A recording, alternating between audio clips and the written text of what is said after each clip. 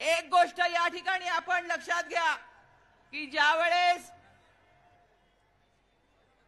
VP सिंगांनी मंडल आयोगाची स्थापना केली त्यावेळेस बाळासाहेब आंबेडकर केंद्रामध्ये राज्यसभेवर होते।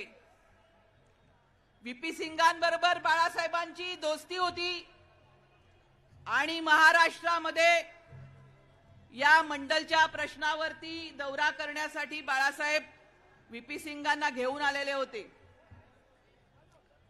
या ठिकाणी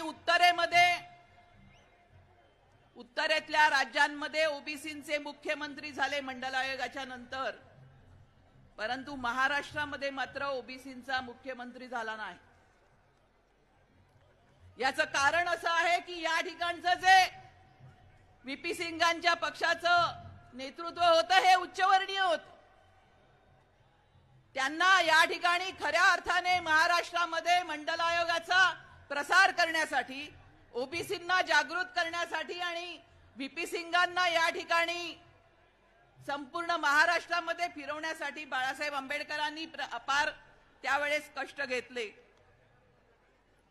मंडल आयोग आला, परंतु इतिहास जर का आपण जाणून घेतला तर परत हा जो मंडल आयोग व्हीपी सिंगांनी घोषित केलेला होता याच्या विरोधामध्ये देशामध्ये आत्मदहनाचं राजकारण उभं केलं गेलं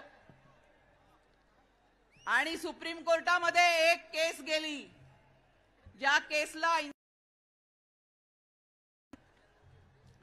परत मंडल आयोग त्या ठिकाणी रोखण्यात आला आणि जेव्हा इंदिरा साहानी खटल्याचा निकाल लागला तेव्हा मंडल आयोगामध्ये बरीच काटछाट करून त्या ठिकाणी मंडल आयोग लागू झाला।